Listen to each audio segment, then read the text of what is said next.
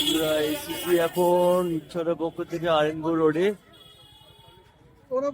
দেরি হয়ে যাবে, এদেরকে ছাড়তে হবে বুঝলে? শোনো না, আমি বলছি কি ওখানে গিয়ে খাইও না। এদের আর একটা এদের তো ব্যবসাটা এই কদিনই থামাবে। এখানে শেষ পর্যায়ে ঠাকুর যাওয়ার প্রস্তুতি। কচি কাচারে এসছে সব ঠাকুর নিয়ে যেতে, তাদের বাড়ির পুজো, কেউ মণ্ডপের পুজো, পাড়ার পুজো।